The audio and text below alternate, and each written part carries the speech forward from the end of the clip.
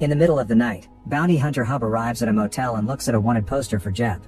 After gearing up, Hub bangs on the door and says he's a bail enforcement bondsman, so Jeb must come out with his hands up. The TV and lights are turned off in the room, but Jeb just tells him to go away. Refusing to give up, Hub takes the grate off the air vent and using a hook, he drops a wasp nest into the room. Soon Jeb comes out to escape from the wasps and Hub catches him with the hook. However, he discovers this isn't Jeb, it's Billy Earl, who sent a fake tip to make Hub come to the motel.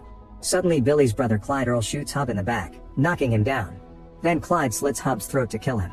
In the morning, a very dead Hub wakes up in a space between walls and freaks out. Because of the hole in his neck, he can't shout for help. He starts punching the wall and makes a hole big enough to fall into Billy's motel room.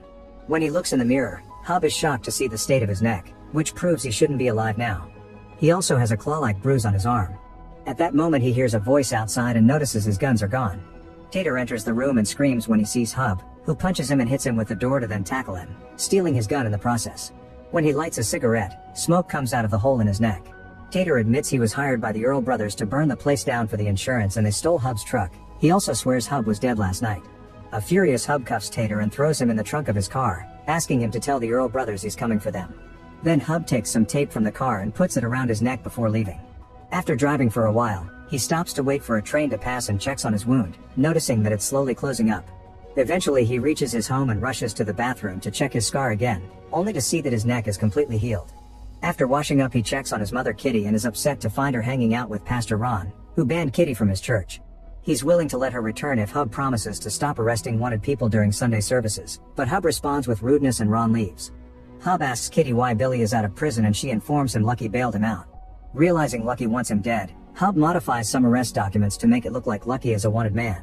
His answering machine keeps getting calls from a company named Pot O Gold, so he disconnects his phone, only for all his burner cell phones to start getting the same calls instead. Afterward he goes to the local bar. When he sees Lucky, he follows him backstage and tries to confront him, but he's interrupted by his son Cade and his ex Marianne, who is currently dating Lucky. Hub tells them he has a warrant on Lucky, but Marianne doesn't believe him and rushes to her dressing room. After telling Lucky that he wants his truck back, Hub follows Marianne and tries to explain that Lucky hired men to kill him. However, since he doesn't have any scars, Marianne doesn't believe this either. Their conversation is interrupted when Cade comes in saying someone named Goldpot keeps calling the club with an urgent message, but Hub ignores it. Before he leaves, Marianne asks him to sign a form so she can take Cade to another state for an audition and Hub only says he'll think about it. Then Hub tries looking for Lucky but he's already gone. While driving off, Hub notices the lights flickering in the local church. Ron is at the door and Hub is shocked to see his eyes glowing like pits of darkness. As he drives away, Ron follows him.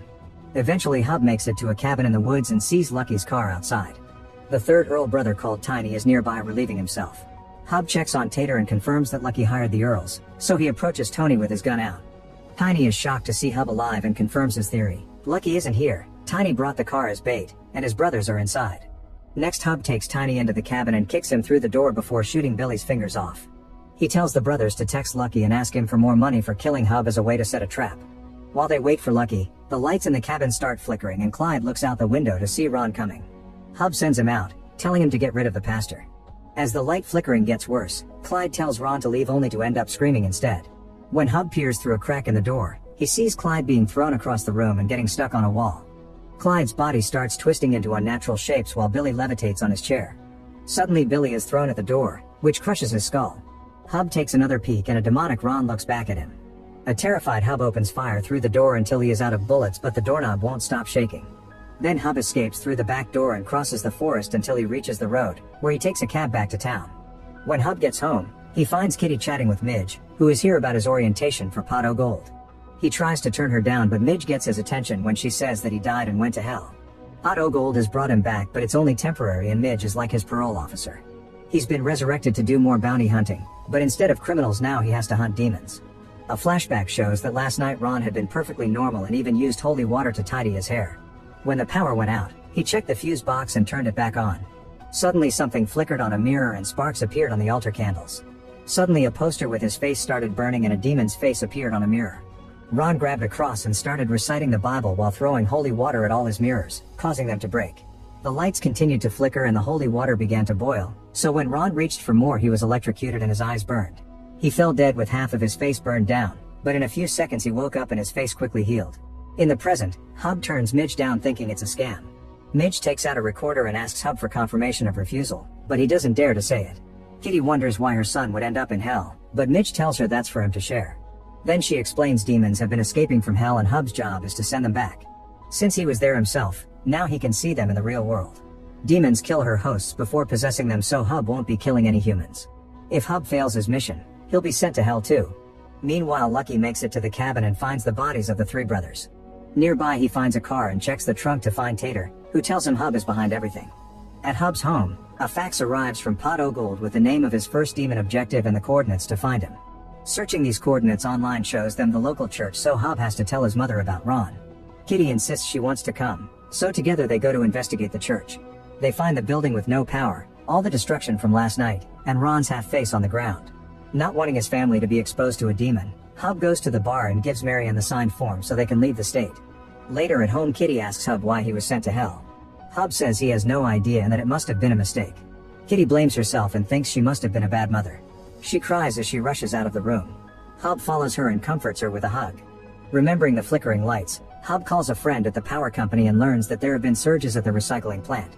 Hub gears up and once again Kitty insists on coming along. When they reach the recycling plant, Hub wants Kitty to stay in the car, but she reminds him she used to bounty hunt too, so she's helping. After making a plan, they go inside and Hub finds a trail of blood with a triangle. When he looks up, he finds a dead worker hanging as an upside-down cross. Suddenly Hub's flashlight breaks and he starts floating. A demonic Ron comes out of the shadows and throws him against the wall while the lights flicker and the truck radio starts on its own. Hub runs to hide, and when Ron tries to follow him, he steps on Kitty's bear trap. Next, Hub shoots him with a tranquilizer and Kitty tries to exorcise him, but neither has any effect. When Hub tries real bullets, they don't do anything either, and Ron responds by throwing objects at him. Ron comes closer, but before he can attack Hub, his body is sent flying by a shot from Kitty's shotgun. It appears the demon is gathering strength to rise again, so Hub pushes some machinery to crush his head. The lights turn on normally while Ron's body catches on fire.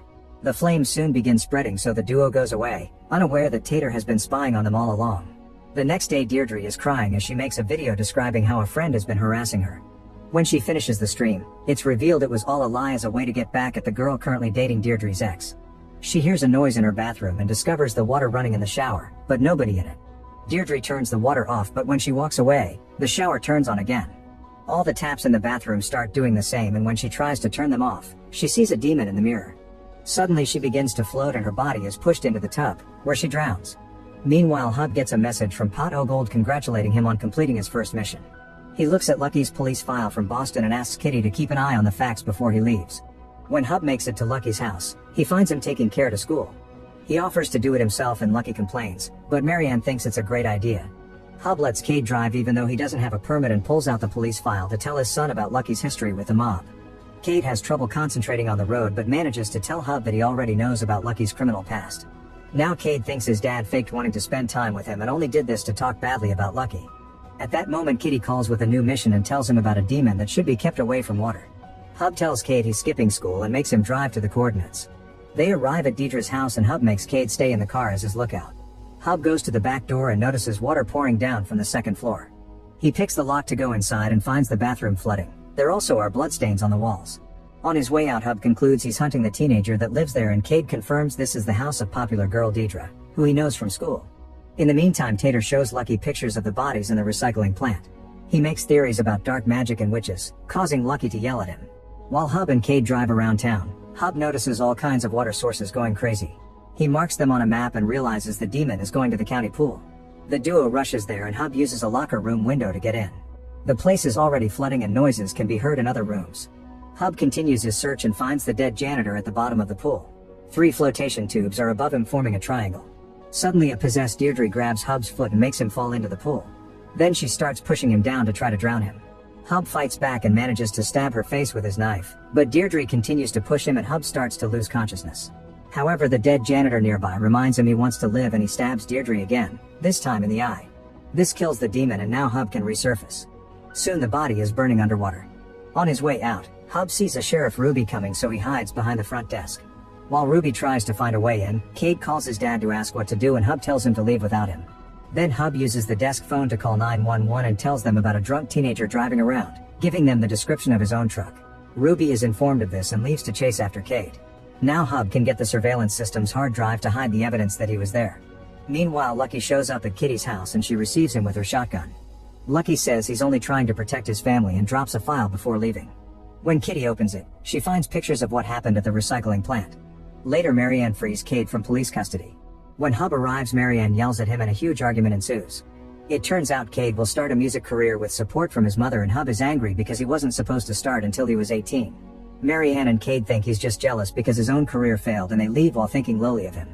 When Hub gets home, he thinks about what happened a month ago. In the forest near his house, he dug a hole and buried the body of a woman named Cheryl. Sometime later, Deputy Briggs takes money from a food truck owner, threatening to arrest him for stealing this truck if he complains to his superiors. When Briggs gets in his car, he notices a demon in his rearview mirror, but it's gone when he turns around. Suddenly something grabs him and a steam of dirt enters his mouth to choke him. His hands are forced to move violently and he self-deletes. Then he wakes up possessed. At home, Hub watches an old tape of him and Marianne performing at the bar. When he looks out the window, he imagines Cheryl as they're staring at him. Kitty gets a gun ready by grinding off the serial number. She also reveals she has some illegal crystals in her safe. At that moment, a fax arrives informing Hub about an earth demon. When he asks Kitty if she wants to come, he realizes she's left. Hub follows the coordinates and finds an abandoned police car. When he asks the food truck owner, he learns the car belongs to Briggs, who walked off an hour ago. In the meantime, Cade is having second thoughts about performing. Marianne blames it on Hub and Lucky tries to tell her that her ex isn't a good person, but Marianne doesn't like when her men insult each other. He wants to show her the pictures, but they're interrupted when an employee says Lucky's car is on fire. Everyone in the bar runs out to stop the fire, which was caused by Kitty. While they're distracted, she sneaks into Lucky's office and hides the gun in the crystal bag. At that moment, she gets a call from Hub, who tells her about the blood in Briggs' car. He's already called the police station and they track Briggs' radio, so he'll be going after him. After hanging up, Kitty bumps into Marianne, who knows that putting smoke in a car to simulate fire is a family trick. Kitty asks her to talk to Hub for the details, which Marianne accepts. After Kitty leaves through the back door, Marianne tracks Hub's phone and follows him to a hardware store. She starts yelling at him and tells him about Kitty's trick, but they're interrupted by a weird noise. Hub makes her leave, but on her way out, Marianne notices a trail of dirt that takes her to a big mound. When she looks behind it, she's horrified to discover a body. Hub immediately stops her from screaming while noticing there's a security camera. He tries to bring Marianne out, but in another corridor they find Briggs pouring dirt on the floor. Seeing the uniform, Marianne asks for help and reveals their location. Briggs turns around looking like a demon, but Marianne only sees a normal face. Hub opens fire and Marianne moves away when Briggs starts walking on the walls. The cop tackles Hub and they fight on the floor, so Marianne grabs a pickaxe and stabs Briggs in the back. As soon as the demon turns around, Hub shoots him in the head. While the body starts burning on its own, the duo runs out of the store. Later at home, Marianne washes off the blood while Hub realizes that Briggs had been making a triangle out of dirt. All the triangles so far had sacrifices in the middle, so he calls Midge to pass on this information. Midge freaks out because he secretly got her number and tells him not to call again since that's her family home. Afterward, Hub explains everything to Marianne, who doesn't understand why he went to hell. She also realizes Lucky did kill him and laughs because it means he didn't change like he promised. Hub asks her to leave the state with Cade so they can be safe and says that when everything is over, he'd like to fix all his mistakes. Marianne surprises him with a hug before they're interrupted by a call from Kitty. The duo goes to the bar and watches Lucky getting arrested thanks to Kitty's planted evidence. Marianne talks to him, but he still claims he didn't hire the Earls. Using what Kitty told her, Marianne informs Lucky that if he tries to get Hub's family in trouble with the pictures, then the cops will think Lucky was part of the crime too, because the shotgun that Kitty planted is the one that killed Ron. Later, Marianne and Hub have to tell Cade that they won't bail Lucky out. Hub gives his son his blessing for his career and they hug. After saying goodbye to his family, Hub joins Kitty, who is learning from Ruby that Gribbs died in a store fire. Ruby wants to know why Hub had been looking for Gribbs and he says he just found his abandoned car. After Ruby leaves, Kitty worries about the store's security cameras, but Hub is sure the fire burned them down. At the local lake, a couple is trying to celebrate their engagement when a man shows up in a monster truck to do some fishing. The boyfriend asks him if they can have just an hour alone, but the fisherman refuses to leave and punches him. They start fighting on the ground while two demons appear inside a car and start inflating the truck's tires until they explode. The woman is knocked down and when she looks up she discovers the truck has fallen on top of the men. She runs to check on the bodies and finds them split in two, yet they open their eyes to look at her. At the bar, Lucky returns from jail and starts drinking after throwing away his 9-month sobriety chip. He tells everyone that Hub tried setting him up and failed, then he tries to buy the bartender's truck. Meanwhile, Hub finds her mother's book on demons and notices a diagram for a ritual. He tears it off and adds it to his research board. Combining it with the locations of the triangles so far proves that the demons are trying to form a pentagram. So far the demons have used spirit, earth, and water, so only fire and air are left. A flashback shows that 9 years ago, Midge was a very successful pastry chef. During a house party, Midge discovered that her son Benji stopped breathing. After a visit to the hospital, she learned that Benji had rapidly spreading cancer, but the insurance company wouldn't cover the treatment. In desperation, she had to sell most of her things, leaving the house with only the basic necessities. It still wasn't enough, so she started to consider selling a kidney, but while browsing for information she found an ad for Pot O Gold saying they offered full medical benefits. She clicked on it and a leprechaun logo started moving on the screen, making a glitch. Then an application appeared and filled itself with all her information, including a clause that promised Benji would be cured. The leprechaun kept repeating selling your soul while Midge submitted the application. The next day Midge was visited by Cosmo, who brought her a fax machine. He told her that if people asked how Benji got better, she should never mention Pot O Gold. Her new job was to recruit new souls for the company and she had a quota to fill, of which a third would be credited to him as her supervisor. The new souls would bring credits for her, which meant this was a pyramid scheme. Midge was hesitant, but when Cosmo reminded her of Benji's incoming early death, she signed the contract. He also needed her thumbprint and the ink box pricked her thumb to make her use blood. Afterward, Midge started to see images from hell in her mirrors and Cosmo's true form, which was an old man. A claw-like bruise appeared on her arm and Cosmo showed her he had the same thing. In the present, Midge is happily baking with a very healthy Benji. The doorbell app tells her that Hub is at her door, so she grabs her gun before meeting him. Hub reveals that he did research and knows about her story, so Midge explains that when she tried to quit Pot O Gold, Benji's cancer came back. Hub shows his sympathies but still tries to show her his theory about the demons. Midge doesn't care for anything other than her son's safety and threatens to shoot if he doesn't leave. Hub drops the folder before driving away. During the trip he calls Kitty and learns the air demon is on the loose. He also notices that Marianne is tracking his phone and likes to think she misses him. Moments later, Hub arrives at the lake and finds the abandoned vehicles plus the blood where the bodies used to be. Since there's nobody around, he decides to head east because that's where the air corner is on the pentagram. In the evening, Hub is watching a bridge and sees the two possessed men carrying the woman. He opens fire and hits one of the men, but the other uses the lady as a shield. Hub continues to shoot at the first man, who is currently climbing the bridge. Suddenly a truck appears behind him and hits his car, causing it to flip over. When Hub finally wakes up, he tries to reach his fallen gun, only for Lucky to step on his hand before kicking his head. The next day, Kitty finds her son's car but not a person in sight.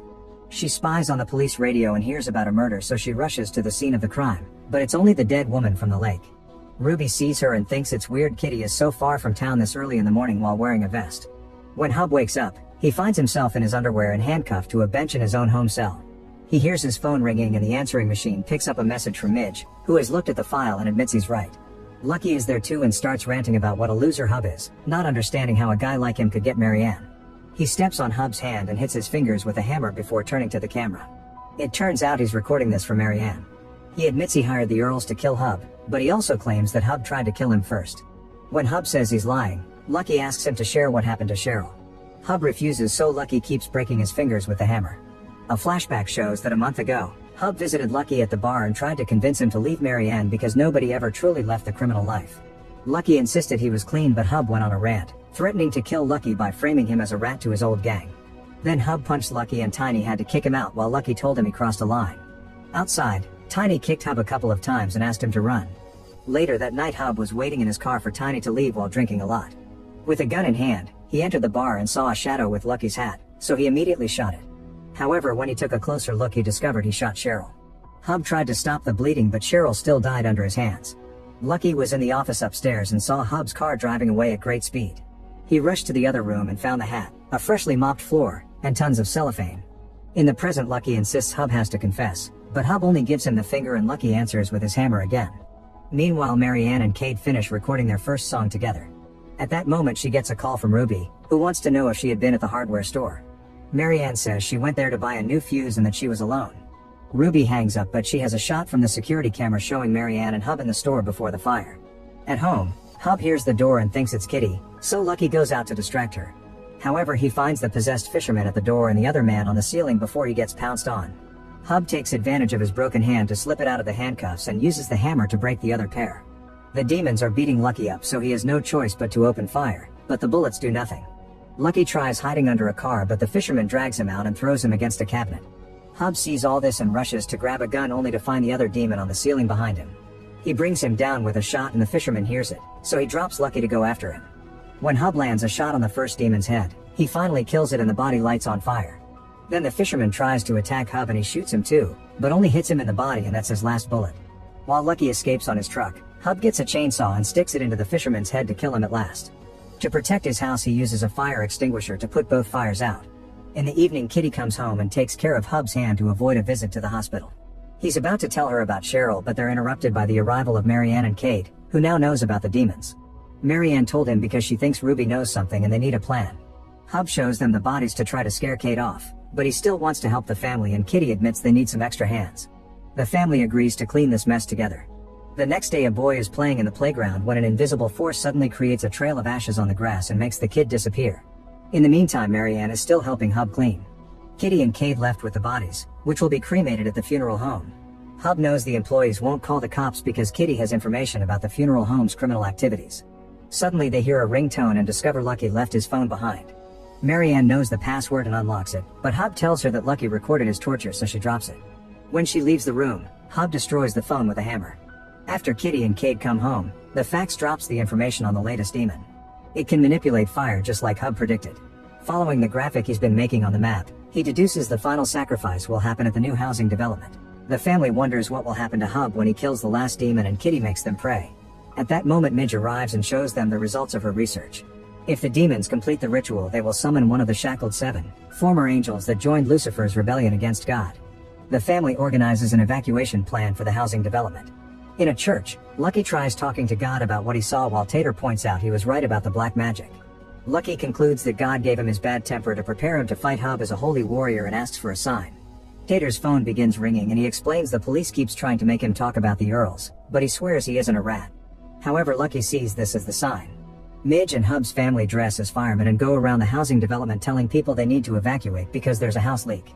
Midge uses a mirror to see people's real forms and confirm they aren't possessed. One of the neighbors refuses to leave without his doll collection and opens fire, so the group runs to hide. They don't want to save this creepy guy, but they have no choice, otherwise the demon will use him for the ritual. Hub sneaks into the house and waits for the man to check on his dolls to catch him by surprise. He knocks him out with a taser and drags him out of the house. Then Midge goes in to clear the house and finds the boy from the playground. He only stares awkwardly at her, so she uses her mirror and confirms he's the demon. She takes her gun but can't bring herself to shoot a child. Suddenly fire lines appear on the ground and the house collapses into a sinkhole. Since this kills Midge, the ritual is now complete.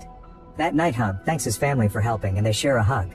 While waiting for the end to come, they all play some music together. Afterward, Marianne kisses Hub and they end up getting naughty.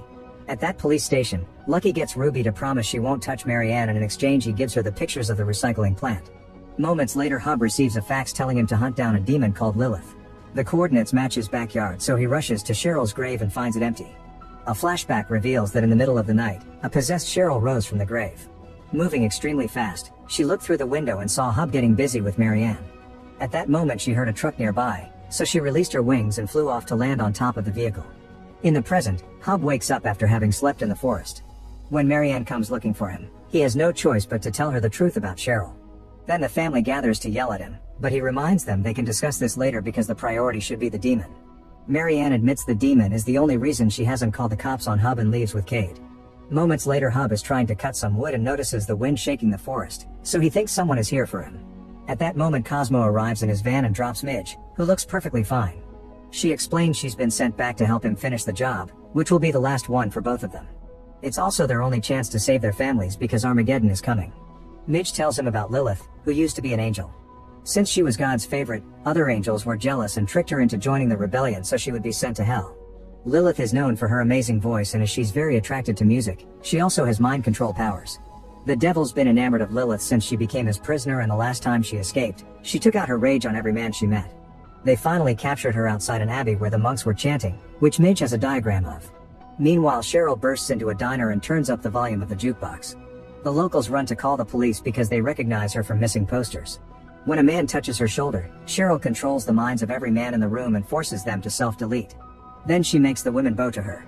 At the same time, Lucky and the cops surround Kitty's house. She surrenders while the cops